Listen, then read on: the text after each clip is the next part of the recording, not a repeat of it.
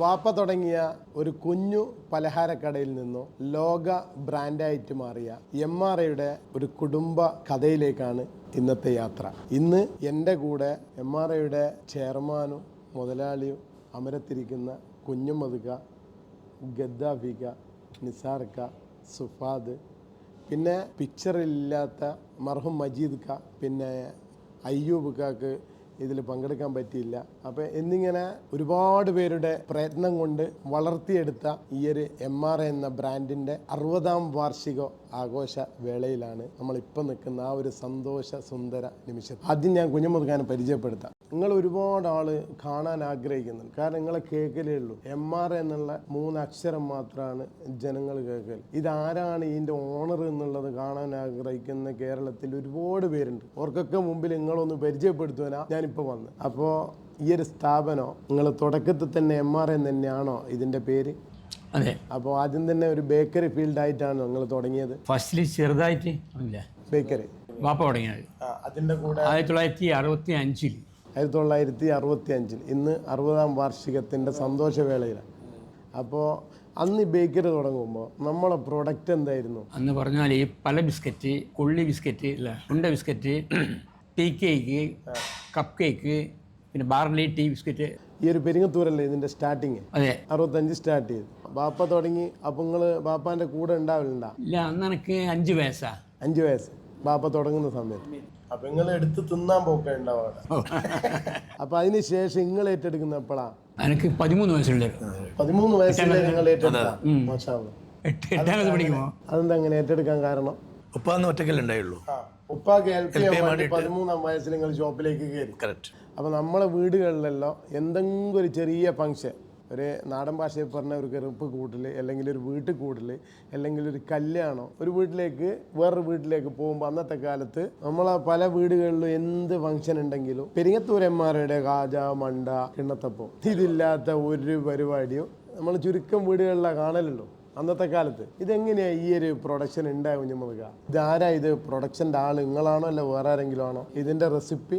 ഭാര്യയുടെ ഉമ്മ. ഭാര്യയുടെ ഉമ്മ. കിണ്ണത്തപ്പത്തിന്റെ സ്റ്റാർട്ടിങ് എപ്പാ? അത് കുറെ ഉപ്പ മരണപ്പെട്ടതിന് ശേഷം. ഉപ്പ മരണപ്പെട്ട് നിങ്ങൾ എത്ര നിങ്ങൾ ഏറ്റെടുത്തത് മുതലാണ്? അതേ, എൻ്റെ ഭാര്യ വീട്ടിൽ നിന്ന് അപ്പം തന്നെ ഉള്ളതൊക്കെയാണ്. ഭാര്യ വീട്ടിൽ നിന്ന്. അന്ന് ഇക്ക പുതിയാപ്പിളിയാണല്ലോ. ഇക്കാൻ്റെ ഭാര്യ വീട്ടിൽ നിന്ന് അന്ന് കാജ, മണ്ട, അങ്ങനെ കുറേ സാധനം, അലുവ, കിണ്ണത്തപ്പം, അതെല്ലാം ഇക്കാൻ്റെ വീട്ടിൽ നമ്മളെ വീട്ടിൽ കൊണ്ടുവന്നപ്പോൾ ഞങ്ങൾ അന്നത്തെ ഒരു കൾച്ചറുണ്ട്. നമ്മൾ വീട്ടിൽ കൊണ്ടുവന്ന് കഴിഞ്ഞാൽ നമ്മൾ ബാക്കിയുള്ള വീട്ടിലെല്ലാം അത് ഡിസ്ട്രിബ്യൂട്ട് ചെയ്യും. അതെ. അപ്പോൾ നമ്മുടെ കുടുംബ വീട്ടിലായിക്കോട്ടെ, അയൽപക്കത്തായിക്കോട്ടെ, എല്ലാവരും ഡിസ്ട്രിബ്യൂട്ട് ചെയ്തു. അവർക്കെല്ലാം അത് ഇഷ്ടപ്പെട്ടു. അവരെല്ലാം പറഞ്ഞു, ഇത് വാങ്ങിയത് ഇത് നല്ലതാണല്ലോ, ഇത് MRA ഉണ്ടാക്കിയതാണോ? അപ്പോൾ അത് നമ്മൾ മനസ്സിലാക്കി. ഓക്കെ, ഇതെല്ലാവർക്കും ഇഷ്ടപ്പെട്ടിട്ടുണ്ടല്ലോ. അപ്പോൾ എന്തുകൊണ്ട് ഇക്ക ചിന്തിച്ചു, എന്തുകൊണ്ട് അന്നത്തെ സമയത്ത് അവർക്ക് MRA ഉണ്ടാക്കിയതാണോ എന്നുള്ളൊരു സംശയമാണ്. അപ്പോൾ ഇക്ക ചിന്തിച്ചു, എന്തുകൊണ്ട് നമുക്ക് ഉണ്ടായിക്കൂടാ? അങ്ങനെ എന്ത് ചെയ്തു, ഇക്ക ഭാര്യൻ്റെ ഉമ്മാനോട് ചോദിച്ചു ഇതാണ് ഉണ്ടാക്കിയെന്ന്. അപ്പോൾ ഭാര്യൻ്റെ ഉമ്മ പറഞ്ഞു എൻ്റെ റെസിപ്പിയാന്ന് പറഞ്ഞു.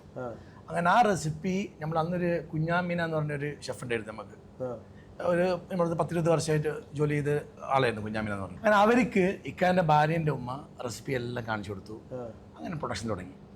അങ്ങനെ കുറച്ച് ഉണ്ടാക്കി നോക്കുമ്പോൾ ആൾക്ക് ഡിമാൻഡ് വന്നു. കുറ്റ്യാടിയിൽ നിന്നും നാദാപുരത്തു നിന്നും വയനാട്ടിൽ നിന്ന് ആൾക്കാർ. യെസ്, അങ്ങനെ കറക്റ്റാണ്. അപ്പോൾ എന്ത് ഈ നാദാപുര ഈ വീട്ടിൽ ഇപ്പം നമ്മൾ ഓർഡർ ചെയ്തിട്ടവർ ഇതേമാതിരി 1001 മണ്ട, 1001 കാജ, 10 സ്ഥാണ് അലുവ ഇതെല്ലാം അവർ കൊണ്ടുപോകും. ഇതേപോലെ അവരും എന്ത് ചെയ്യും, എല്ലാ വീട്ടിലും അവരും ഡിസ്ട്രിബ്യൂട്ട് ചെയ്യും. അങ്ങനെയാണ് ഇത് മൗത്ത് പബ്ലിസിറ്റി വന്നത്. മൊത്തത്തിൽ അപ്പം എന്ത് ചെയ്യുമ്പോൾ പ്രൊഡക്ഷൻ കൂടി, നമ്മുടെ ലേബേഴ്സ് കൂടി, നമുക്ക് ഫ്രീ അഡ്വർടൈസ്മെന്റ് ആയി. മൗത്ത് പബ്ലിസിറ്റി കൂടി നിങ്ങളെ ബ്രാൻഡിനെ വളർത്തും. അന്ന് വേറെ മാർഗ്ഗം ഇല്ലല്ലോ. അന്ന് എങ്ങനെ നമ്മൾ പരിസ്ഥിതി, അന്ന് വേറെ മാർഗ്ഗമില്ല. അതിനുശേഷമാണ് നമ്മുടെ സ്റ്റാഫിന്റെ സ്ട്രെങ്ത് കൂടി, പ്രൊഡക്ഷൻ കൂടി. ഇപ്പൊ അടുത്താരോ പറയുന്നുണ്ട്, കാരണം അന്നത്തെ കാലത്ത് പിന്നെ ഇത്രയും ഭംഗിയുള്ള ഒരു ബോർഡ് വെച്ചത് MRA ആണ്.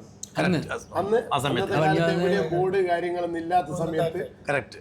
1980s ആ സമയത്തല്ല. ആ സമയത്ത് അപ്പം ആൾക്കാർ ഒന്നും കൂടി ശ്രദ്ധിക്കാൻ തുടങ്ങി. കറക്റ്റ്. പിന്നെ പ്രൊഡക്ഷൻ കൂട്ടാൻ തുടങ്ങി. അപ്പൊ നിങ്ങൾ ഈ ഒരു കൂട് അന്നത്തെ അതേ കൂടാണോ അല്ല ഇന്ന് വളർന്നിട്ടുണ്ടോ? അന്നത്തെ അപ്പക്കൂട് ഇപ്പം ഉണ്ട് അവിടെ. വേറെ പുതുക്കിപ്പണിത് അന്നത്തെ ഇപ്പോഴത്തെ പുതിയ ഓർമ്മക്ക് വേണ്ടിട്ട് അത് ഉണ്ടാക്കി. വിറകിന്റെ അടുപ്പ് അത് ചുരുക്കം ഷോപ്പിലെ കേരളത്തിനുണ്ട്. നമ്മളിപ്പോ അത് നിലനിർത്തുന്നുണ്ട്. അതല്ല മിഷനറീസിന് പുറമെ പുതിയ പണി ഇപ്പം ലാസ്റ്റ് ആയതാ. ഞാൻ ചോദിക്കുന്നത് അന്നത്തെ അതേ കണ്ണത്തപ്പം തന്നെയാണ് നമുക്കെല്ലാം ഇന്ന് കിട്ടുന്നത്. അതെ, അതിലൊരു മാറ്റവും ഇതുവരെ ആ കടലപ്പരിപ്പു ആ സംഭവം ഒന്നുമില്ല. ഞാനിപ്പോ ആ കിണ്ണത്തപ്പത്തിനെ പറ്റി ചോദിക്കാൻ കാരണം ഇതെല്ലാം ചിലപ്പോൾ റെഡിമെയ്ഡ് ആയിട്ട് കൊണ്ടുവരുന്നതും അന്നത്തെ കാലത്ത് ഇല്ല. ഇന്നാണ് അത് എല്ലാ സ്ഥലങ്ങളിലേക്കും ആയത്. അന്ന് കിണ്ണത്തപ്പം ഒരു സ്ഥലത്തും ഇല്ല. പിന്നെ നമ്മൾ അന്നത്തെ അപ്പം ഐറ്റംസ് കൂടി പല ഐറ്റംസ് എല്ലാം ചേർത്ത് ആഡ് ചെയ്ത് നമ്മൾ. അപ്പം അന്ന് ഒരു ബേക്കറിയിലും അന്ന് ഈ വീട്ടിലെ പലഹാരങ്ങൾ ഒരു ബേക്കറിൽ ഉണ്ടായിട്ടില്ല. അന്ന് ശരിക്കും സ്റ്റാർട്ട് ചെയ്തത് നമ്മളായിരുന്നു വീട്ടിലെ പലഹാരങ്ങൾ ബേക്കറി വഴി സെയിൽ ചെയ്യുക. പക്ഷെ അത് ഇന്നൊരു ട്രെൻഡായി. ഇന്നത് പിന്നെ ഓട്ടോമാറ്റിക്കായിട്ട് അത് എല്ലാവരും ഏറ്റെടുക്കുമല്ലോ. സ്റ്റാർട്ടിങ് നമ്മളായിരുന്നു അന്ന് 1980s കാര്യം പറഞ്ഞത്. അന്ന് എനിക്ക് ഇപ്പോൾ ഓർമ്മയുണ്ട്, ഇന്നൊരു ടെമ്പോ ഇല്ലേ, ടെമ്പോ വന്നിട്ടാണ് സാധനം കൊണ്ടു പോവുക. അപ്പൊ അന്ന് 407 നമ്മള് പിന്നെ ഈ പലഹാരം കൊണ്ടുപോകുന്നുള്ള ആ ഒരു നിങ്ങളൊന്ന് ചിന്തിച്ചു നോക്ക്, ഇന്ന് നടക്കും അങ്ങനെ. തുടങ്ങിയിട്ട് എത്ര വർഷമായി? 95 അല്ലേ? 30 വർഷമായി. എനിക്ക് ഓർമ്മയുണ്ട് തുടങ്ങിയത്. അന്ന് കുഞ്ഞമ്മതുക്കാനെ നമുക്ക് പേടിയും ഇഷ്ടമായിരുന്നു, രണ്ടുമായിരുന്നു. കുഞ്ഞമ്മതുക്ക അന്ന് നാദാപുരത്ത് എനിക്ക് തോന്നുന്നു കുറച്ച് കാലം നാദാപുരത്ത് തന്നെ ഉണ്ടായിരുന്നു. കാരണം പല ഘട്ടങ്ങളിലായിട്ട് നമ്മൾ കാണും. നമുക്കും ഇങ്ങനെ, കാരണം അന്നത്തെ സമയത്ത് ചെറിയ കുട്ടികളാണല്ലോ. പിന്നെ ബേക്കറി ഒന്ന് കാണണമെന്നുണ്ടാവും, എന്തെങ്കിലും ഒന്ന് മേടിക്കണമെന്നുണ്ടാവും. അപ്പൊ അതിനൊരു കൂൾ ബാർ തുടങ്ങിയിരുന്നു. അപ്പൊ അങ്ങനെ, പക്ഷെ അതിലെല്ലാം എനിക്ക് വ്യത്യസ്തമായിട്ട് തോന്നിയ കുഞ്ഞമ്മതുക്ക ഒരു സ്ഥാപനത്തോട് അത്രയും കൂറ് കാട്ടിയത് കൊണ്ടാണ്. നിങ്ങളെ എനിക്ക് ഏറ്റവും ഇഷ്ടം എന്താണെന്ന് അറിയാം. കാരണം ഈ ഒരു MRA എന്നുള്ള ഞാൻ കണ്ടെടുത്തോളം നിങ്ങളെ സ്വഭാവ ഗുണമാണ് ഈ ഒരു സ്ഥാപനത്തിന്റെ വിജയം. അത് ഞാൻ ബുഡ്ഡയും പറയും. കാരണം ഓരോരുത്തരിലും, അത് മക്കളായിക്കോട്ടെ, അനിയന്മാരായിക്കോട്ടെ, കുഞ്ഞുമതിക്കായിക്കോട്ടെ, അത് തന്നെയാണ് നിങ്ങളൊരു വിജയം ഇത്രയും വലിയൊരു ബ്രാൻഡായിട്ട് മാറിയതും ആരും ആഗ്രഹിക്കുന്ന ഒരു ബ്രാൻഡായിട്ട് നിങ്ങൾക്ക് മാറ്റാൻ കഴിഞ്ഞത്. കാരണം നിങ്ങളെ ഒന്നുകൂടി എനിക്ക് പറയാനുണ്ട്, നിങ്ങളെ ചായ നിങ്ങളിപ്പോൾ ബേക്കറിയിൽ നിന്ന് വിട്ടിട്ട് ഒരു ടീ സ്പോട്ടിലേക്കും പോയിട്ടുണ്ട്, പിന്നെ റെസ്റ്റോറൻറ്റിലേക്കും പോയിട്ടുണ്ട് അല്ലേ? ഫസ്റ്റ് റെസ്റ്റോറൻറ്റ്, പിന്നെയാണ് എക്സ്പ്രസ് കൗണ്ടർ വന്നത്. നിങ്ങൾ ഈ കഫേയിലേക്ക് വന്നിട്ടുണ്ട്. ഓക്കെ. ഈ ഒരു കൗണ്ടറിന്റെ പ്രത്യേകത എന്ന് പറയുന്നത് എനിക്ക് തോന്നുന്നത് ഏകദേശം ഈ ഒരു MRAന്റെ ഈ ചായ സ്പോട്ട് വന്നതോട് കൂടിയിട്ടാണ് ഇതുപോലൊരു കൗണ്ടർ പലരും സെറ്റ് ചെയ്യാൻ തുടങ്ങി. അതല്ല എന്റെ യാഥാർത്ഥ്യം. എന്റെ ഓർമ്മയിൽ ആ സമയത്ത് പെരിയത്തൂർ എന്ന് പറഞ്ഞ ചെറിയ സ്ഥലമാണല്ലോ, അവിടെ ശരിക്കും വയനാട് നിന്ന്, കുറ്റ്യാടി ഭാഗത്ത് നിന്ന്, അങ്ങനെ എല്ലാ ഭാഗത്തും ആൾക്കാർ വരാറുണ്ടായിരുന്നു. റെസ്റ്റോറന്റ് ബേക്കറി ഫസ്റ്റ് തുടങ്ങിയത് നമ്മളാണ്. വടകരയാണ് റെസ്റ്റോറന്റ് ബേക്കറി ഫസ്റ്റ്. അത് കണ്ടിട്ടാണ് വടകര സ്ഥാപനങ്ങളെ. കാരണം നിങ്ങളെ വടകര സ്ഥാപനം ജനങ്ങളെന്ന് എന്താ പറയണ്ടേ, ആ സമയത്ത് വേറൊരു സ്ഥാപനം ഇല്ല അതുപോലത്തെ. കാരണം അറബിക് ഒതന്റിക് ഫുഡ് കിട്ടാൻ ഒരുപാട് ആള് ആഗ്രഹിച്ച, കാരണം നമ്മളെ പ്രദേശം മുഴുവൻ പിന്നെ ഒട്ടുമിക്ക ആൾക്കാരും പ്രവാസികൾ. ഈ പ്രവാസികളൊന്നും നാട്ടിൽ വരുമ്പോൾ ഈ ഒരു അറബിക് ഒതന്റിക് ഫുഡ് കഴിക്കണം എന്ന് ആഗ്രഹിക്കുമ്പോൾ നേരെ കോഴിക്കോട്, എറണാകുളം, ബാംഗ്ലൂർ ഇതെല്ലാം പോയിട്ട് കഴിക്കേണ്ട ഒരു അവസ്ഥ ഉണ്ട്. നമ്മുടെ റെസ്റ്റോറന്റ് എന്ന് പറഞ്ഞാൽ മസാല ദോശ മുതൽ മന്തി വരെ കേട്ടോ. അന്ന് നമുക്കൊരു കോൺഫിഡൻസ് ഉണ്ടായിരുന്നു രണ്ടും വളരുന്നുള്ളത്. കാരണം അന്ന് വടകരയിൽ നല്ലൊരു ബേക്കറി ഉണ്ടായിട്ടില്ല. നമുക്കറിയാം നല്ല ഫുഡ് കൊടുത്താൽ എങ്ങനെയായാലും ഞങ്ങൾ ആക്സെപ്റ്റ് ചെയ്ത് നമുക്കറിയായിരുന്നു. നിങ്ങൾ ഇത് തുടങ്ങുമ്പോൾ അറബിക് ഫുഡിനെ പറ്റിയിട്ട് അറിയുന്ന ഷെഫ് നമ്മളെ കയ്യിൽ ഉണ്ടായിരുന്നോ? അല്ലെങ്കിൽ ഉണ്ട്? അത് നിങ്ങളെ ബ്രദേഴ്സിൽ തന്നെ വിട്ട ആളാണോ അല്ലെ പുറത്തുള്ള ആളാണോ? ബ്രദേഴ്സ് ഉണ്ടായിരുന്നു. നമ്മള് വേറെ ബ്രദറാണ് മജീദ് ഖാൻ പറഞ്ഞിട്ട്. മജീദ് ഖാക്ക് ഗൾഫിൽ നല്ലൊരു എക്സ്പീരിയൻസ് ഉണ്ടായിരുന്നു. മജീദ് ഖാക്ക് അറിയാം എങ്ങനെയാണ് ഗൾഫ് ഫുഡ് കൊടുക്കണമെന്ന്. മജീദ് ഖാക്ക് അറിയാം. മജീദ് ഖാക്ക് അത്യാവശ്യം മജീദ് ഖാക്ക് എന്താ ചെയ്യൂ, ഉണ്ടാക്കുകയും ചെയ്യും. അങ്ങനെയാണ് മജീദ് ഖാ ആയിരുന്നു നമ്മളെ ഈ എന്താ പറയാ ഈ റെസ്റ്റോറന്റിലേക്കുള്ള വഴികാട്ടി. ഞാൻ എൻ്റെ ചെറുപ്പകാലത്ത് റോഡിൽ ഇറങ്ങുന്ന സമയത്ത് MRA കാണുന്നുണ്ട്, ആടെ വരുന്നുണ്ട്. അതിലപ്പുറം നിങ്ങളെ കാണുന്നുണ്ട്. ഫ്രണ്ട്സായിട്ട് വരും, ഒപ്പിയായിട്ട് വരും, ഫാമിലി ആയിട്ട് വരുത്തുണ്ട്. അപ്പൊ ഇപ്പോഴും അന്ന് നമ്മൾ ചെറുപ്പകാലത്ത് കുട്ടി ആയിട്ട് മാത്രം പോയെടുത്തിൽ ഇന്ന് ഫാമിലി ആയിട്ട് പോകുന്നു. നമ്മൾ പല വീടുകളിലേക്കും സഞ്ചരിക്കുമ്പോൾ നമ്മൾ കെട്ടുമായിട്ട് പോകുമ്പോൾ ആൾക്കാർ ശ്രദ്ധിക്കും. MRAയുടെ കവറാകുമ്പോൾ അതിനൊരു പവർ കൂടുതൽ. അന്ന് ഞാൻ മനസ്സിലാക്കി പറഞ്ഞാല് എല്ലാ വീട്ടിലേക്കും നമ്മൾ പോകുമ്പോൾ ബേക്കറിന്റെ സാധനം കൊണ്ടുപോകും. എല്ലാ വീട്ടിലേക്കും ആര് പോകുമ്പോൾ കസ്റ്റമർ വന്നിട്ട് അന്നൊരു ജോയിന്റ് ഫാമിലി ആണ് എല്ലാവരും. ഓട്ടോമാറ്റിക് ആയിട്ട് ഒരു വീട്ടിലേക്ക് കൊണ്ടുപോകുമ്പോൾ ഇന്ന് വാങ്ങുന്നത് എത്രയാ? 10 പീസ് കേക്ക്. അന്നതല്ല, അന്നൊരു 3 കിലോ കേക്ക് വാങ്ങും. ടീ കേക്ക് ഇല്ലേ, പിന്നെ 1 kilo cup cake, biscuit 2 kilo, halwa 5 kilo, ഇതെല്ലാം വാങ്ങിയിട്ടാണ് വീട്ടിലേക്ക് പോവുക. ഇന്ന് ഇങ്ങനെ കൊണ്ട് വീട്ടിലേക്ക് പോവുക എങ്ങനെയാ? ഇത് ഫ്രൂട്ട്സോ. അന്ന് ബേക്കറി കൾച്ചർ ആയിരുന്നു ഫുൾ ആയിട്ടുണ്ടായിരുന്നു. നമ്മൾ ഈ ബേക്കറിയിൽ ഇന്ന് നിലനിൽക്കുന്ന സ്റ്റാഫുകളിൽ ഏറ്റവും കൂടുതൽ വർഷം കഴിഞ്ഞ ആരെങ്കിലും ഇന്ന്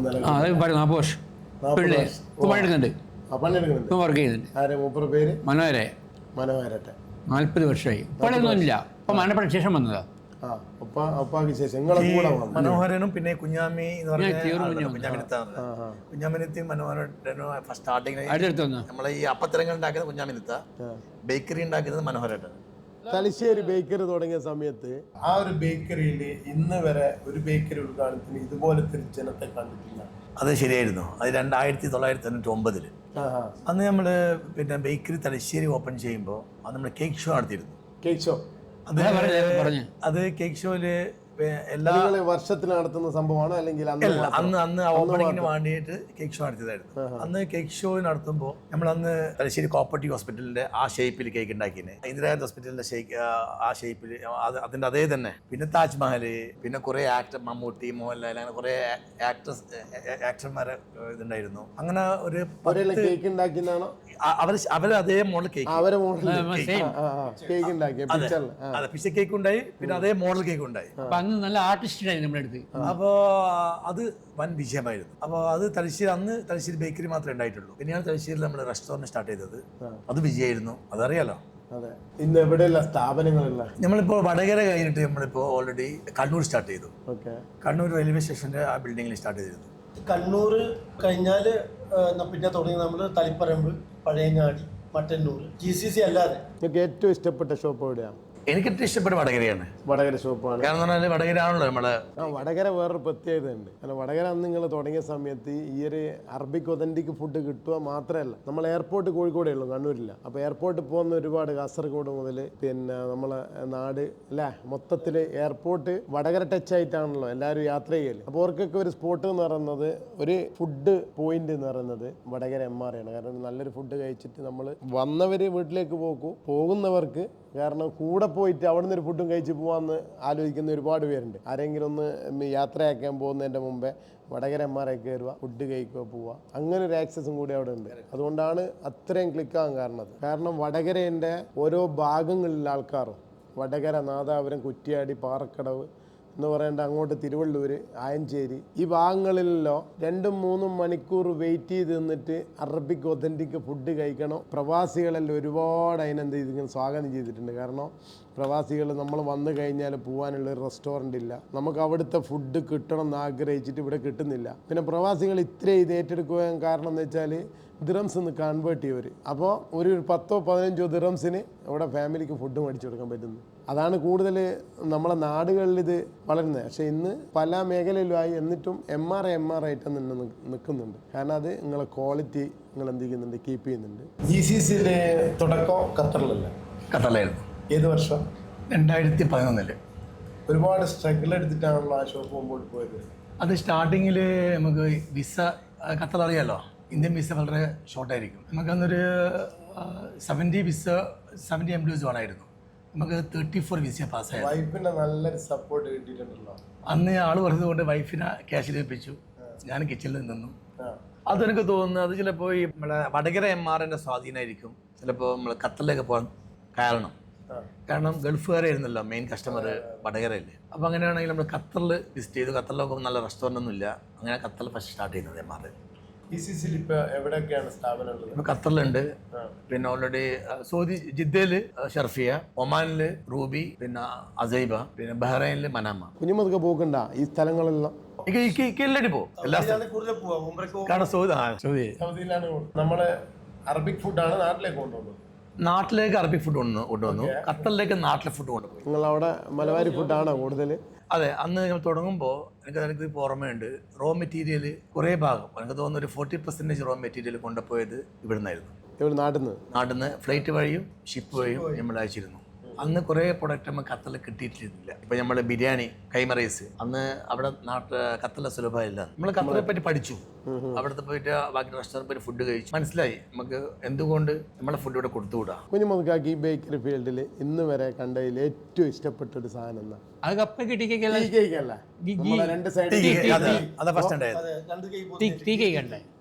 അതാണ് ഇഷ്ടം. അന്ന് എനിക്ക് ഇപ്പോൾ ഓർമ്മയുണ്ട്, അന്ന് മദ്രാസിൽ നിന്ന് ബേക്കറി ഷെഫിനെ കൊണ്ടുവന്നിട്ടായിരുന്നു അന്ന് ഉപ്പ. അന്ന് ഉപ്പാക്ക് മദ്രാസ് കച്ചവടം കേട്ടോ. MR സ്റ്റോർ ബേക്കറി അല്ല, MR സ്റ്റോർ 1960 തുടങ്ങിയത്. അത് ബേക്കറി തുടങ്ങുന്ന 65. ഇപ്പോഴും ആൾക്കാർക്ക് മനസ്സിലാത്ത വേറെ സാധനമുണ്ട്. MRA എന്ന് കേൾക്കലില്ലല്ലോ. ഈ MRന്റെ ഫുൾ ഫോം എന്താ? മണ്ണിൽ ജയരോത്ത് അബ്ദുള്ള. മണ്ണിൽ പാപ്പാന്റെ മണ്ണിൽ ജയരോത്ത് അബ്ദുള്ള. മറ്റേത് വീട്ടുപേരല്ല. അപ്പോൾ നിങ്ങൾ കണ്ണൂർ MRA വടകരയ്ക്ക് ശേഷം വന്നതായിരുന്നു? കണ്ണൂർ MRA വടകരയ്ക്ക് ശേഷം വന്നതായിരുന്നു. കണ്ണൂർ MRA നമ്മൾ റെയിൽവേ സ്റ്റേഷനിലെ ഓപ്പണിങ്ങിന് നമ്മൾ തുർക്കി ഷെഫിനെ കൊണ്ടുവന്നിരുന്നു. തുർക്കിയിൽ നിന്ന്. അന്നത്തെ കാലത്ത് പിന്നെ കുറച്ച് അത്ഭുതം തന്നെ. പല സ്ഥലങ്ങളിലും നാട്ടിൽ വരും. ആ സമയത്ത് റേറാ. നിസാർക്ക, പണ്ട് കാലത്ത് കുഞ്ഞുമൊതുക്ക ഈ ഒരു ബേക്കറിയെ എങ്ങനെയാ റൺ ചെയ്ത് കൊണ്ടുപോയത്? കാരണം ഈ ഒരു കൂട് കാര്യങ്ങള് അന്നത്തെ കാലത്ത് മിഷനറീസ് ഒന്നും ഉണ്ടാവില്ലല്ലോ. അന്ന് ഇക്കാനെ സഹായിക്കാൻ ഇക്കാനെ നേരെ 2 അനിയന്മാരുണ്ടായിരുന്നു, മജീദ്, അയ്യൂബ്. ഞങ്ങൾ അന്ന് സ്കൂൾ പോക്കായിരുന്നു. അന്ന് ആ സ്കൂൾ പോകുന്ന സമയമായിരുന്നു ഞങ്ങൾ. അപ്പൊ അന്ന് ഞങ്ങളെ വീടിന്റെ തൊട്ടടുത്ത് ഒരു പ്രൊഡക്ഷൻ സെന്റർ ഉണ്ട്. പിന്നെ നമ്മള് സാധാരണ ബേക്കറിന്റെ ബാക്കിൽ പ്രൊഡക്ഷൻ സെന്റർ ഉണ്ട്. ഞങ്ങളെ പരിപാടി എന്താന്ന് പറഞ്ഞാല് സ്കൂൾ വിട്ട് കഴിഞ്ഞ് കഴിഞ്ഞാല് 3 വീലുള്ള സൈക്കിൾ ഉണ്ട്. ഓർമ്മയില്ല വാങ്ങിയത്. അപ്പൊ ഞങ്ങളന്ന് പിന്നെ സ്കൂൾ വിട്ട് വന്നിട്ട് ഈ വീടിന്റെ തൊട്ടടുത്തുള്ള ഫാക്ടറിയിൽ നിന്നുള്ള എല്ലാ സാധനങ്ങളും ഈ 3 വീലുള്ള സൈക്കിളിൽ ഓടിച്ചിട്ടാണ് ബേക്കറിയിലേക്ക് കൊണ്ടുപോകുന്നത്. ആ സൈക്കിൾ ഇപ്പൊ ഉണ്ടോ? അന്നത്തെ അപ്പൊ നിങ്ങളെടുത്ത് അറബിക് സ്വീറ്റ്സ് ഒരുപാടായിട്ടുണ്ടല്ലോ, വെറൈറ്റി സാധനങ്ങൾ. അത് എങ്ങനെയാണ് ശരിക്കും അന്ന് വന്നത്? അത് നമ്മൾ കുവൈത്തില് പിന്നെ അവിടെ ഒരു ജോലിയുള്ള ഒരു അലീഖ എന്ന ഒരാളുണ്ടായിരുന്നു. അവർ ജോലി റിസൈൻ ചെയ്ത് നമ്മളത് വന്നു. അങ്ങനെ അലീഖയായിരുന്നു നമ്മൾ കണ്ണൂർ ഓപ്പണിങ്ങിന് സമയത്ത്. അലീഖയായിരുന്നു പിന്നെ മെയിൻ ഷെഫ്. അവരാണ് എല്ലാ സാധനവും നമുക്ക് ഇൻട്രൊഡ്യൂസ് ചെയ്തത് അന്ന് കണ്ണൂർ MRA ഓപ്പണിങ്ങിന്റെ സമയത്ത്. എനിക്ക് തോന്നുന്നു പിന്നെ ബേക്കറിന്റെ കൂടെ എക്സ്ക്ലൂസീവ് ഷോറൂം അല്ലാണ്ട് ബേക്കറിന്റെ കൂടെ അറബിക് സ്വീറ്റ്സ് കൊടുത്തത് എനിക്കൊന്ന് ഫസ്റ്റ് കണ്ണൂർ MRA ആയിരിക്കും. സ്വീറ്റ്സ് കൊടുത്തിട്ടുണ്ടാവും തലശ്ശേരി ആയിരിക്കും. ഇന്ത്യൻ സ്വീറ്റ്സ് കൊടുത്തത് തലശ്ശേരി MRA. എന്റെ പെങ്ങളെ ഭർത്താവ് ഡയറക്ടറും കൂടിയാണ് ഈസക്ക. അന്നത്തെ ഷെഫ് എങ്ങനെയായിരുന്നു? അന്നത്തെ ഫ്ലൈറ്റ് കാറ്ററിംഗ് ചെയ്യുന്ന ഒരു ഫ്ലൈറ്റ് അങ്ങനെന്തോ. അങ്ങനെ ആ ബിങ്ങിൽ നിന്ന് എന്ത് ചെയ്തു, എൻ്റെ സാർ പറഞ്ഞ മാതിരി എൻ്റെ പെങ്ങളെ ഭർത്താവ് ഈസക്ക എന്ന് പറഞ്ഞ ആൾ, അവരാണ് സ്റ്റാഫിനെ ഹയർ ചെയ്തത്. അങ്ങനെയാണ് ഇവിടെ തലശ്ശേരിയിൽ വന്നിട്ട് ഞങ്ങൾ ഇന്ത്യൻ സ്വീറ്റ്സ്, ഇന്ത്യൻ സ്വീറ്റ്സ് ഈ ബേക്കറിൻ്റെ കൂടെ ഇന്ത്യൻ അന്ന് ടോപ്പ് ക്ലാസ് ആയിരുന്നു അത് സ്വീറ്റ്സ്. കാരണം പല ഭാഗത്ത് ആൾക്കാർ വന്നിരുന്നു. അന്ന് സ്വീറ്റ് ഷോപ്പ് എന്ന് പറഞ്ഞാൽ സ്വീറ്റ് ഷോപ്പ് വേറെ തന്നെയായിരുന്നു, ഒരിക്കലും ബേക്കറിയിലായിരുന്നില്ല. ബേക്കറിയിൽ ലഡു, ജിലേബി, മൈസൂർ പാക്ക്. കേരളത്തിൽ ആദ്യമായിട്ട് ഫ്രഞ്ച് കേക്ക് ഇൻട്രൊഡ്യൂസ് ചെയ്തത് കണ്ണൂർ MRA ആയിരുന്നു. അതെ, അന്ന് നമ്മൾ ബേക്കറി കേക്ക് ഷെഫിനെ കൊണ്ടുവന്നത് ഫിലിപ്പീൻസിൽ നിന്നായിരുന്നു. ഈ ഫിലിപ്പിനോ ഷെഫ് നമ്മളിവിടെ ഖത്തർ MRA വർക്ക് ചെയ്തിട്ടുണ്ടായിരുന്നു. അങ്ങനെ അവരെ ഇവിടെ കൊണ്ടുവന്നു. വന്നിട്ട് പിന്നെ അതിന് റോ മെറ്റീരിയൽസ് ഇന്ത്യയിൽ അവൈലബിൾ ആയിരുന്നു. എല്ലാ സ്ഥലത്തും അന്വേഷിച്ചിട്ടായിരുന്നു, പക്ഷെ എവിടെയും അവൈലബിൾ അല്ല. അപ്പൊ അതിന് ക്രീം ആണെങ്കിലും ക്രീം ഇന്ത്യയിൽ പിന്നെ അവൈലബിൾ ഉണ്ടായിട്ടില്ല. അപ്പൊ ആ സമയത്ത് ഗദ്ദാഫിക്ക ഖത്തറിൽ നിന്നാണ് റോ മെറ്റീരിയൽസ് എല്ലാം ഫ്ലൈറ്റ് വഴി പിന്നെ നാട്ടിലേക്ക് എത്തിച്ചിട്ടാണ് ഈ പ്രൊഡക്റ്റ് ഒക്കെ ഉണ്ടാക്കിയിട്ടുണ്ടായിരുന്നത്. ഫ്രഞ്ച് കേക്ക് ആൾക്കാർക്ക് അധികം പേർക്കും അറിയില്ല, ലേഡ് കേക്കാണ് പല സ്ഥലത്ത്. അതെ. അപ്പോൾ ആ സമയത്ത് നമ്മൾ സ്പെഷ്യലായിട്ട് കുറേ കേക്ക്സ് ഒക്കെ ഉണ്ടായിരുന്നു. അപ്പോൾ അതിൻ്റെ എല്ലാ റോ മെറ്റീരിയലും ഓൾമോസ്റ്റ് ഒരു 80% പ്രൊഡക്റ്റ് പിന്നെ റോ മെറ്റീരിയലും ഖത്തറിൽ നിന്ന് കൊണ്ടുവന്നിട്ടായിരുന്നു അന്ന് ആ സമയത്ത് ചെയ്തിട്ടുണ്ടായിരുന്നു. ഇപ്പോൾ ഓൾമോസ്റ്റ് ആ റോ മെറ്റീരിയൽ ഇപ്പോൾ ഇന്ത്യയിൽ അവൈലബിൾ ആയി. ഇപ്പോൾ ഒരു റീസെന്റ് 5 years ആയിട്ടുള്ളൂ റോ മെറ്റീരിയൽ ഇന്ത്യയിൽ അവൈലബിൾ ആകാൻ തുടങ്ങിയിട്ട്. ഇപ്പം കുഞ്ഞുമൊതുക്കാനെ നിങ്ങൾ കാണുന്ന സമയത്ത് നിങ്ങൾ സഹായിക്കാൻ പോകുന്നുണ്ടല്ലോ. അപ്പൊ കുഞ്ഞുമൊതുക്കന്നെ സ്വന്തമായിട്ട് പ്രൊഡക്റ്റ് ചെയ്യുന്ന പരിപാടി ഉണ്ടായിരുന്നു? ഇക്ക സ്വന്തമായിട്ട് ഇക്ക ഉണ്ടാക്കലും ഫുഡ്. ഇക്ക അപ്പൊ കൂടുതൽ ഇക്ക ഉണ്ടാക്കും. നമ്മളെ വേറൊരു ബ്രദർ ഉണ്ട്, അയ്യൂബ് എന്ന് പറയുന്നത്, സെയിൽസിൽ വരും. ഇക്കയായിരുന്നു അന്ന് എല്ലാം രാവിലെ പോയിട്ട്. എൻ്റെ ഓർമ്മയുണ്ട്, ഇക്ക അന്ന് ഈ മിഷീൻ ഉണ്ടായിട്ടില്ല. അന്ന് ഈ മരത്തിന്റെ പലകയിൽ ഉള്ള മേശയായിരുന്നു, വലിയ ഇത്ര വിധി ഉണ്ടാവും. ഇക്ക മൈദ കുഴക്കുന്ന ശബ്ദം ഉണ്ടല്ലോ, അടിക്കുന്ന ശബ്ദം. റോഡ് നിങ്ങൾക്ക് പഴയ റോഡല്ലോ, അവിടെ കേൾക്കാൻ പറ്റും രാവിലെ അടിക്കുന്ന ശബ്ദം. പിന്നെ ഈ മിഷണറീസ് വരുന്ന കാണുന്നുണ്ട്. മിഷണറീസ് വരുന്നത് എന്തായിരുന്നു? ആരായിരുന്നു? മീറാജ് ബേക്കറിയിൽ ഒരു AP ബേക്കറി ബേക്കറി മഹമൂദ് ഖാദർക്കും. അങ്ങനെ അവരാണ് ഇക്കാണ്ട് വന്ന് പറയുന്നത്, നിങ്ങൾ ഈ പ്രൊഡക്ഷൻ നിങ്ങൾക്ക് ഇങ്ങനെ പോരാ, നിങ്ങൾ മിഷണറീസിലേക്ക് പോകണമെന്ന് പറഞ്ഞു. അങ്ങനെ അന്ന് കേരളത്തിൽ അങ്ങനെ ഉണ്ടായിട്ടില്ല മിഷണറീസ്. അങ്ങനെ ബെൽഗാമിൽ പോയിട്ട് കൂട്ടിയിട്ട് ബെൽഗാമിൽ പോയി. അവർക്ക് കുറേ ബേക്കറി ഉണ്ട് കേട്ടോ. അവർക്ക് അന്ന് കുറേ ബേക്കറി ഉണ്ട് ബെൽഗാമിൽ. ഇപ്പോൾ ഫാക്ടറി ഈ കമ്പനി ഉണ്ടല്ലോ, മിഷീൻ കമ്പനി, അവർ ഭയങ്കര ബന്ധമാണ്. അവർ ഇവർക്ക് ഇത് പറ്റുമെന്ന് വേണ്ടി പ്രസ് ചെയ്ത്. അതുമാത്രമല്ല ഓവനും വന്നു. പിന്നീട് ഓവൻ അപ്പക്കൂടല ആദ്യം ഉണ്ടായിരുന്നത്. അതെ അതെ അത് പോയിട്ട് പിന്നെ ഓവൻ വന്നു. ഓവൻ വന്നു. 1990s. പുതിയ ടെക്നോളജി. ന്യൂ ജനറേഷൻ എന്ന് പറയുമ്പോൾ കൂടുതൽ സുഫാദിന പറയാൻ പറ്റും. ഞാൻ ഡിഗ്രിയൊക്കെ കഴിഞ്ഞിട്ട സമയത്തായിരുന്നു നിസാർക്കാൻ പറയുന്നത് ബിസിനസ്സിലേക്ക് ഇറങ്ങണമെന്ന് പറഞ്ഞു. അങ്ങനെ ബിസിനസ്സിൽ ഇറങ്ങി. ഈ ഒരു ബിസിനസ് ഇഷ്ടപ്പെട്ടുകൊണ്ട് തന്നെയാണോ പല സഹായിക്കാൻ വന്നത് അല്ലെങ്കിൽ സ്റ്റാർട്ടിങ്ങിൽ തീരെ താല്പര്യം ഉണ്ടായിട്ടില്ല. ഓക്കെ. നിസാർക്കാന്റെ ഒരു നിർദ്ദേശപ്രകാരം വന്നു എന്ന് മാത്രമേ ഉണ്ടായിട്ടുള്ളൂ. അതിലിപ്പോ റിഗ്രറ്റ് ഇല്ലല്ലോ. ഇല്ല. അപ്പൊ അതിനുശേഷം എന്ത് സംഭവിച്ചെന്ന് വെച്ചാല് ഞാൻ ആദ്യമൊക്കെ സ്കൂൾ പഠിക്കുന്ന സമയത്ത് പാക്കിങ്ങിന് പോകാറുണ്ടായിരുന്നു. സെയിൽസിലേക്ക് പിന്നെ ഉണ്ടായിരുന്നു. അപ്പൊ അതിനുശേഷം ഡിഗ്രി കഴിഞ്ഞു സാറിന്റെ പറഞ്ഞിട്ട് ബിസിനസ്സിലേക്ക് ഇറങ്ങി. അപ്പൊ അതിനുശേഷം എൻ്റെ ഒരു ബുദ്ധിമുട്ട് എന്താ വെച്ചാൽ പ്രൊഡക്ഷൻ അറിയില്ല. സെയിൽസ് ഉണ്ടായിരുന്നു, കേഷ്യറായിട്ടുണ്ടായിരുന്നു, പക്ഷെ എനിക്ക് പ്രൊഡക്ഷൻ അറിയില്ല. അപ്പൊ അങ്ങനെയാണ് പിന്നെ ബാക്കി ഉപ്പാക്ക് ബ്രദേഴ്സിനെല്ലാം പ്രൊഡക്ഷൻ അറിയാം. എല്ലാ മേഖലകളിലും അവർക്ക് കഴിവ് തെളിയിച്ചതാണ്. അപ്പൊ എനിക്കാണെങ്കിൽ അറിയാത്തത് കാരണം ഞാൻ എന്ത് ചെയ്തു, ബാംഗ്ലൂരിൽ ഇന്ത്യയിലെ തന്നെ ടോപ്പ് ഇൻസ്റ്റിറ്റ്യൂട്ടായ ലവോൺ അക്കാഡമിയിൽ ഞാൻ ബേക്കിംഗ് കോഴ്സ് കഴിഞ്ഞു. കോഴ്സ് എടുത്തു. അതെ. അത് കോഴ്സ് കഴിഞ്ഞു. അതിനുശേഷം എൻ്റെ ലൈഫെ മാറി. എനിക്ക് ബേക്കിങ്ങിലേക്ക് കുറച്ചും കൂടി ഇൻട്രസ്റ്റ് ചെയ്യാൻ തുടങ്ങി. അപ്പം അങ്ങനെയാണ് പുതിയ പ്രൊഡക്റ്റ് എക്സ്പെരിമെൻറ്റ് ചെയ്യാനും പുതിയ പ്രൊഡക്റ്റ് ലോഞ്ച് ചെയ്യാനും. അപ്പോൾ അങ്ങനെയാണ് അതിലേക്ക്. ഇപ്പം എത്ര വർഷമായി ഇൻക്ലൂഡ് ആയിട്ട് പോകുന്നത്? ഞാനിപ്പോൾ കറൻ്റ്ലി 22 വർഷമാകുന്നു. അപ്പോൾ മൂവ്മെൻറ്റിൽ ബേക്കറി, ടീ ഷോപ്പ്, പിന്നെ ഹോട്ടൽ, ഇതിൽ നിന്നും വ്യത്യസ്തമായിട്ട് എന്തെങ്കിലും ചെയ്യാൻ ആഗ്രഹിക്കുന്നുണ്ടോ? അടുത്തതാണ് ഈ നമ്മൾ ഇരിക്കുന്നത് കംബ്ര. അപ്പോൾ അതിൻ്റെ പുതിയൊരു കോൺസെപ്റ്റാണ് കഫേ ഉണ്ട്. അപ്പോൾ അതിനിപ്പോൾ നമ്മൾ അടുത്തതായിട്ട് പിന്നെ ലോഞ്ച് ചെയ്യാൻ പോകുന്നതാണ്. ഇപ്പോൾ ആൾക്കാരൊക്കെ പൊതുവെ ഇപ്പം ഹെൽത്ത് കോൺഷ്യസ് ആണ്. ഓക്കെ. അപ്പോൾ അവർക്ക് അതുമായിട്ട് ബന്ധപ്പെട്ട് നമ്മൾ പുതുതായിട്ട് സ്റ്റീവി പൈറ്റ്സ് എന്ന് പറഞ്ഞൊരു പുതിയൊരു കോൺസെപ്റ്റ് കൊണ്ടുവരുന്നത്. അതിൽ മെയിൻ സ്റ്റീവുമായിട്ട് ബന്ധപ്പെട്ട് ഇഡ്ഡലി, അട, ഉണ്ട, മോമോസ്, അങ്ങനെ ആൾക്കാർക്ക് ഹെൽത്ത് കോൺഷ്യസ് ആയിട്ട് കുറേ പുതിയ പ്രൊഡക്റ്റ്. ശരിക്കും ഇപ്പോൾ ബ്രദേഴ്സും അവരെ ഹാർഡ് വർക്കാണ്. നമ്മളിപ്പം വളരെ ഈസി ആയിട്ട് മുന്നോട്ട് പോകാൻ കാരണം തന്നെ അവരത്ര ഹാർഡ് വർക്ക് കൊണ്ട് മാത്രമാണ്. അല്ലെങ്കിൽ നമുക്ക് പിന്നെ ഒന്നും ചെയ്യാൻ പറ്റില്ല. ഇത് സുഫാദിന്റെ പുതിയ ഏറ്റവും ലേറ്റസ്റ്റ് ജാപ്പാനീസ് റസ്ക്. ഒരുപാട് റസ്ക് ഞാൻ കഴിച്ചിട്ടുണ്ട്. ഗീ റസ്കിൽ ഷുഗർ ആഡ് ചെയ്തിട്ടുള്ള ഒരു അടിപൊളി സാധനമാണല്ലോ. നല്ല ക്രിസ്പി ആയിരിക്കും. ക്രിസ്പി ഉണ്ട്, ഗീൻ്റെ ടേസ്റ്റും ഉണ്ട്. ടോട്ടൽ നിങ്ങളെ ഈ ഒരു ടീ കൗണ്ടറിൽ സ്നാക്സിന്റെ എണ്ണോ? ഞങ്ങൾക്ക് ഇപ്പോഴും 150ഓളം വെറൈറ്റി സ്നാക്സ് ഉണ്ട്. ഒരേ സമയത്ത് ഉണ്ടാവുന്നില്ല. 150 സ്നാക്സ് മാറി മാറി വരും.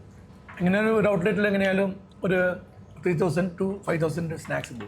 ബേക്കറി ഫീൽഡിൽ നോക്കിക്കഴിഞ്ഞാൽ MRN എടുത്ത് നോക്കിക്കഴിഞ്ഞാൽ എപ്പോഴും സംതിങ് വെറൈറ്റി ഇങ്ങനെ കൺസെപ്റ്റിലേക്ക് ഇങ്ങനെ മാറിക്കൊണ്ടിരിക്കുക. കാരണം നിങ്ങളെ പ്രൊഡക്ഷനിലായാലും പല ഐറ്റങ്ങളും നിങ്ങൾ ഇറക്കിയതിന് ശേഷമാണ് പലരിടത്തും കാണാറ്. അപ്പോൾ അതിൽ തന്നെ എൻ്റെ ഈ റസ്ക് എന്ന് പറയുന്നത് ഇപ്പം എനിക്ക് തോന്നുന്നു നിങ്ങളെ എടുത്താൽ ഉണ്ടാവും. നിങ്ങളെ എടുത്തേ ഉള്ളൂ. കാരണം ഞാൻ ഇപ്പോൾ ഗീ റസ്ക് കഴിച്ചിട്ടുണ്ട്. പുതിയതായതുകൊണ്ട് ഇപ്പൊ നമ്മളെടുത്തുള്ളൂ. ഹൈലൈറ്റിന്റെ ഓപ്പോസിറ്റ് ആയിരുന്നു. നിങ്ങളൊന്ന് കോഴിക്കോടുള്ള കടവില്ല. അവിടെ പിന്നെ ഗീ റസ്ക് ഞാൻ അവിടെ നിന്ന് മേടിച്ചത്. കാരണം ഇപ്പോഴത്തെ ആൾക്കാർ ഈ ഒരു ഗീ റസ്ക് വണ്ടിയിൽ വെക്കുന്നുണ്ട്. ദൂരങ്ങളിൽ സഞ്ചരിക്കുമ്പോൾ ഇതുപോലെ ഒരു സുലൈമാനിയും റസ്കും ഭയങ്കര വൈബാ, കോമ്പിനേഷനാണ്. നമ്മൾ പൊതുവെ ആൾക്കാർ പല ആൾക്കാർ വന്നിട്ട് സ്റ്റിക്ക് ബിസ്ക്കറ്റ് വാങ്ങും. അപ്പോൾ അതേപോലെ ഒരു കോൺസെപ്റ്റിലേക്ക് മാറിയിട്ടുണ്ട് റസ്കുകൾ. ഇപ്പോൾ റസ്കുകൾ നമ്മൾ ഒരുപാട് വെറൈറ്റി ഉണ്ട്. Garlic, butter. ഇതിപ്പോൾ ലോഞ്ച് ആയിട്ടേ ഉള്ളൂ. അതെ. ഇതിന്റെ പ്രൊഡക്ഷൻ അത് പെരിങ്ങത്തൂർ വന്നത്. പെരിങ്ങത്തൂർ അല്ല, ഇതിന്റെ എവിടെ പുറത്തുള്ള സാധനമാണോ? ശരിക്കും വന്നിട്ട് ഒരു ജപ്പാനീസ് ഷെഫ് അതെ ഷെഫ് വന്നിട്ട് പിന്നെ പ്രൊഡക്ഷൻ ചെയ്തതാണ്. പൊതുവെ നമ്മൾ എന്ത് പുതിയ പ്രൊഡക്റ്റ് ലോഞ്ച് ചെയ്യുന്ന മുന്നേ കുറച്ച് ദിവസം ഒരു ബ്രാഞ്ചിൽ കസ്റ്റമറിന് സാമ്പിളിംഗ് കൊടുക്കും. അത് അവരെ ഫീഡ്ബാക്കും കൂടി എടുത്തിട്ട് എന്തൊക്കെയാ ചേഞ്ചസ് വരുത്തേണ്ടത്, അതിനുശേഷം മാത്രം നമ്മൾ അത് മാർക്കറ്റിലേക്ക് കുറച്ചും കൂടി എക്സ്പാൻഡ് ചെയ്യും. അപ്പോ ഈ റസ്ക് തിന്നുന്ന വേറെ സ്റ്റൈൽ ഉണ്ടല്ലോ. അത് കാണിച്ചു തരാൻ. ഈ റസ്ക് കഴിക്കേണ്ടത് ചായ എടുത്തിട്ട് ചായ ഡിപ്പ് ചെയ്യണം. എടുത്തരാം. ചായ ഡിപ്പ് ചെയ്തിട്ട് അതിൻ്റെ ഇങ്ങനെ കഴിക്കണം. ഇങ്ങനെയാണ് റസ്ക് കഴിക്കേണ്ടത്. ഇതാണ് പറയുന്നത് കുഞ്ഞമ്മക്ക. വീണ്ടും ഈ ഒരു ജനറേഷനും പഴയ ജനറേഷനിലേക്ക് പോയി. അതെ, മുമ്പ് മുക്കി തിന്നു. പണ്ട് ഇതേപോലെ ബന്ന് കഴിക്കും. ഒന്ന് കഴിയുമ്പോഴേക്ക് ചായ ഫുൾ കഴിയും. ഒരു ബന്ന് കഴിയാൻ വേണ്ടി ബന്ന് ഡിപ്പ് ചെയ്യുമ്പം ബന്നിൽ ചായ സോക്കാവുമല്ലോ. പിന്നെ അതുകൂടാതെ മണ്ട കഴിക്കുന്ന രസമുണ്ട്. മണ്ട വലുതാണല്ലോ. മണ്ട ഇങ്ങനെ പൊടിക്കുക, അതേമാതിരി പഴം കൂട്ടി കഴിക്കണം മണ്ട. അഭിനയിക്കുമ്പോൾ ചിലപ്പോ മനസ്സിലായെന്ന് വരില്ല ഈ ഒരു ജനറേഷൻ. മണ്ടെന്ന് പറയുന്ന ഒരു ഓലച്ചടക്കത്തിന്റെ വലുത്. അതിന്റെ വലുതാണ്. അത് സമൂസന്റെ വലുതായിരിക്കും. പക്ഷെ നിങ്ങളൊരു സാധനം വിട്ടുപോയിട്ടുണ്ട്. ഒരു മസ്കത്ത് അലുവന്റെ കാര്യം നിങ്ങൾ പറഞ്ഞിട്ടേ ഇല്ല. മസ്കത്ത് അലുവ നിങ്ങൾ ഉണ്ടാക്കിയില്ല ഉണ്ടല്ലോ. പെരായിലുണ്ട്. പെരായി ഇപ്പൊ ഓർഡർ കുറവാണ്. മുമ്പ് ഭയങ്കര ഓർഡറാണ്. പണ്ട് എനിക്ക് തോന്നുന്നത് നാദാപുരം, കക്കിട്ട്, കുറ്റ്യാടി ആ മസ്കത്തിന്റെ ടൈപ്പാണ് പെരായില്ല. മനസ്സിലായി മാർക്കിന്റെ കൊണ്ടുവന്ന് പിന്നെ നമ്മൾ തരി ഉറപ്പിച്ചത്. ഈ മൂന്നുമാണ് അന്ന് നിങ്ങളെ മെയിൻ അപ്പത്തരം. നമ്മള് അതിന്റെ ഇടയ്ക്കൊരു തമാശ പറയാന്, ഗദ്ദാഫിന്റെ ഒരു പ്രപ്പോസൽ നടക്കുകയാണ്. പ്രപ്പോസൽ നടക്ക് സാധാരണയായിട്ട് ഭാര്യ വീട്ടിൽ നിന്ന് ആൾക്കാർ വരും, പുതിയാപ്പിളനെ കാണും. അപ്പോൾ കണ്ടപ്പോൾ പുതിയാപ്പിള ഭയങ്കര ജിമ്മാണ്, ഫുൾ വർക്കൗട്ടാണ്. അപ്പോൾ അവർ തിരിച്ച് അവരുടെ വീട്ടിലേക്ക് പോയി. അവർക്ക് പറഞ്ഞു പുതിയാപ്പിളൊക്കെ നല്ല പുതിയാപ്പിളയാണ്, ഭയങ്കര ജിമ്മാണ്, 6 പാക്കാണ് ഒക്കെ പറഞ്ഞു. പിന്നെ യാദൃശ്യമായിട്ട് അവർ പെട്ടെന്നൊരു ടീം എൻ്റെ വീട്ടിലേക്ക് വന്നു. അപ്പോൾ നമ്മുടെ വീടിൻ്റെ തൊട്ടടുത്താണ് ഞങ്ങളെ ഈ ഫാക്ടറി. അവർ പെട്ടെന്ന് വന്ന് ഞാൻ അറിയിക്കാണ്ട്. അപ്പോൾ പുതിയാപ്പിള അലുവ വരികയാണ്. അപ്പൊ അവര് ഉടനെ നാട്ടിൽ വിളിച്ച് പറഞ്ഞു, ജിമ്മൊന്നുമല്ല, ഇത് അലുവ വരിക ബോഡിയാണ്. അതാണ് യഥാർത്ഥ ബോഡി. അതാണ് ബോഡി, അല്ലാണ്ട് ഉണ്ടാക്കിയിട്ട് ബിൽഡപ്പ് ആക്കിയെടുത്തത്. അതെ. അപ്പൊ ആദ്യം ഈ ജിമ്മൊന്നും ഇല്ലല്ലോ. അപ്പൊ ഇങ്ങനെ ഒരു തടിയെല്ലാം മെയിൻറ്റെയിൻ ചെയ്ത് കൊണ്ടുവന്ന മൈദ കുഴക്കും. മൈദ കുഴപ്പിക്കും നിങ്ങള്? അത് രസമാണ്. വലിയ നിസാരണല്ലോ. സ്കൂളിൽ പോകുന്നതിന് മുന്നേ, സ്കൂളിൽ രാവിലെ പോകുമല്ലോ. അപ്പൊ സ്കൂളിൽ രാവിലെ പോകുന്നതിന് മുന്നേ ഒരു കാര്യം ചെയ്യും, നീ ആദ്യം ഷോപ്പിൽ വന്നിട്ട് മൈദ കുഴക്ക്, തടുഷാറെന്ന് പറയും. നമ്മൾ ആയിക്കോട്ടെ തടുഷാറെന്നല്ലേ നമ്മ ഇക്കന്റെ ഐഡിയ ആണത്, മൈദ കുഴക്കാൻ വേണ്ടിട്ട്. അങ്ങനെ നമ്മള് അപ്പൊ രാവിലെ വന്നിട്ട് മൈദ ഉണ്ടാവല്ലോ, 100-150 കിലോ ചാക്ക്. അന്ന് 90 kg ചാക്കാണ് മൈദ ചാക്ക്. അതിങ്ങനെ രാവിലെ തന്നെ കുഴക്കുമ്പോൾ ഒരു 1.5 ചാക്ക് മൈദ ഉണ്ടാവും. അപ്പോൾ അതാണ് കുഴക്കുക. അപ്പോൾ ഒരുപാട് നമ്മൾ ഒരാൾക്ക് കുഴക്കാൻ പറ്റില്ല, 3 ആളും കുഴക്കും. ഇക്ക പറയും അടിക്കെന്ന് പറയും. ഇക്ക ടൈം എന്താ, ഇത് ശരിക്കും അടിച്ചു കഴിഞ്ഞാലല്ല മൈദ മാവ് കറക്റ്റാവും. അപ്പോൾ ഇക്ക മൈദ കുഴപ്പിക്കും. അപ്പോൾ ആ സമയത്ത് തന്നെ ബോഡിക്ക് കൂടി അത് എഫക്ട് ചെയ്തിട്ടുണ്ടാവും. പണ്ട് എനിക്ക് ഓർമ്മയുണ്ട്, പണ്ട് ബേക്കറിയിൽ നമ്മൾ കവർ ഉണ്ടല്ലോ, പേക്കിന്റെ കവർ നമ്മൾ പുറത്തുനിന്ന് വാങ്ങാറില്ല.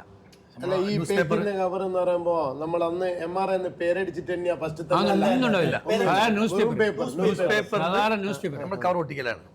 അപ്പൊ അത് എനിക്ക് ഇപ്പോൾ ഓർമ്മയുണ്ട്. അത് നമ്മളെ പെങ്ങള്, 2 പെങ്ങന്മാരുണ്ട് എനിക്ക്, ഷെരീഫ, ഉമൈമത്ത്, 2 പെങ്ങന്മാരുണ്ട്. അവരാണ് കവർ ഒട്ടിക്കുക.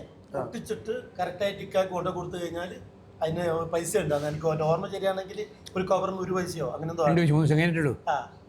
പൈസ കൊടുക്കുന്നതനുസരിച്ച് ഇൻട്രസ്റ്റ് കൂടിക്കൊണ്ടേയിരിക്കും.